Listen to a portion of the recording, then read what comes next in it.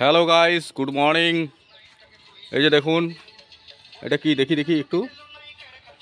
এখানে রয়েছে চুম্বক। এই চুম্বক দিয়ে লোহা কুড়াচ্ছে। এই যে দেখুন কতগুলো লোহা পেয়েছে।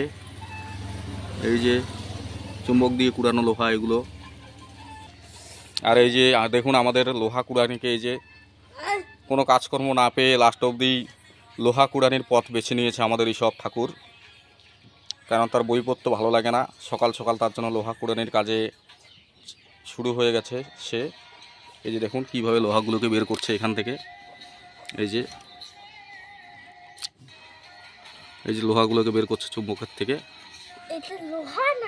এই যে দেখুন, এই যে লোহা কুড়ানি এখন লোহা কুড়াচ্ছে। আর কয়দিন পর থেকে পুরানা বই খাতা, টিন ভাঙা, লোহা ভাঙা এগুলো নেওয়ার জন্য সাইকেল করে যাবে এবং হাঁক পাড়বে। এই আছে পুরান টিন ভাঙা, লোহা ভাঙা, বই খাতা। এই যে তার জন্য এখন আগের থেকে ট্রেনিং দিচ্ছে, কারণ বর্তমানে পড়াশোনা করে কোনো লাভ নেই, চাকরি বাকরি তো হবে না। তার জন্য আগের থেকে লোহা কুড়ানি ট্রেনিংটা দিয়ে রাখছে যাতে ভবিষ্যতে কাজে লাগে। এই যে দেখুন,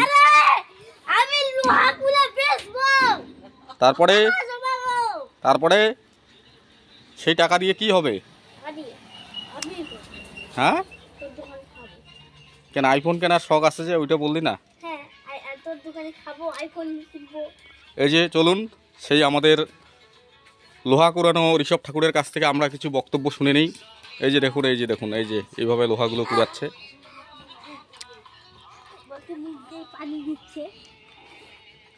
বলো ঋষভ ঠাকুর, তোমার বাড়ি কোথায়? এইখানে বলতে তোমার বাড়ির জায়গাটার নাম কি? পূর্ব মল্লিকপাড়া। তুমি এই যে লোহা কুড়াচ্ছ, এই লোহা কুড়ানোর কাজ কতদিন থেকে করছো? 100 দিন থেকে?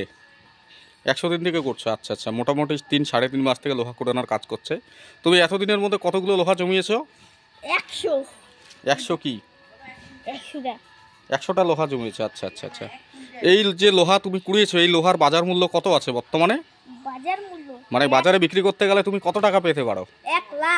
1 লাখ টাকা পাবে? আচ্ছা আচ্ছা আচ্ছা। 1 লাখ, 10 লাখ, 20 লাখ, 30 লাখ, 24 লাখ। ঠিক আছে, তো আপনারা দেখলেন এই যে লোহা কুড়ানো ঋষভ ঠাকুর কিভাবে লোহা কুড়াচ্ছে। তো আজকের প্রতিবেদনটি এখানেই শেষ করছি। এরপরে আবার আসবো কোনো এক নতুন কোনো জীবিকার সন্ধান নিয়ে। এই যে দেখুন লোহা কুড়াচ্ছে। ধন্যবাদ সবাইকে।